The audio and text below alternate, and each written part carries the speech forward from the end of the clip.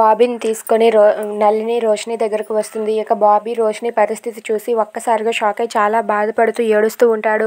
దాంతో అక్కడ ఉన్న నళిని కూడా ఏడుస్తూ ఉంటుంది. ఇక రోషిని పరిస్థితి తెలిసి అక్కడ ఉన్న బాబీ అయితే వాళ్ళ అమ్మ దగ్గరికి వెళ్ళి అమ్మ ఏంటమ్మా ఇలా అయిపోయావు, అమ్మ లే అమ్మా, నీకోసం నేను వచ్చాను కదా, లే అమ్మా అని చెప్పి బాబీ ఏడుస్తూ ఉంటాడు. ఇక బాబీతో పాటు అక్కడ ఉన్న నళిని కూడా ఏడుస్తూ బాధపడుతూ ఉంటుంది. ఇక బాబీ అయితే అలా ఏడుస్తూ రోషిని చేయి పట్టుకొని అమ్మ లే అమ్మా, నీ బాబీని వచ్చాను లే అమ్మా అని చెప్పి రోషినిని లేపుతూ ఉంటాడు. ఇక రోహిణి అక్కడే అలా స్పృహ కోల్పోయి ఉంటుంది.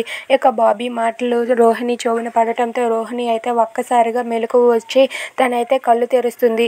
అది చూసి నర్స్ అయితే మేడం కళ్ళు తెరిచారు అని చెప్పి అంటూ ఉంటుంది. ఇక బాబీ అయితే అమ్మ లే అమ్మా, నేను వచ్చాను లే అమ్మా అని చెప్పి బాబీ అయితే అడుగుతూ ఉంటాడు. ఇక అక్కడ ఉన్న రోషిని అయితే చేతులు కాళ్ళు కదుపుతూ తన కళ్ళనైతే ఒక్కసారిగా తెరిచేసరికి బాబీ అలాగే అక్కడ ఉన్న నళిని వీళ్ళైతే చాలా సంతోషిస్తూ ఉంటారు. ఇక బాబీ అయితే చాలా హ్యాపీగా ఫీల్ అవుతాడు. అమ్మా లే అమ్మా, నా కోసం నువ్వు లేస్తావని తెలుసమ్మా అని చెప్పి బాబీ అంటూ ఉంటాడు. ఇక రోషిని అక్కడ ఉన్న బాబీని చూసి ఒక్కసారిగా చాలా హ్యాపీగా ఫీల్ అవుతుంది.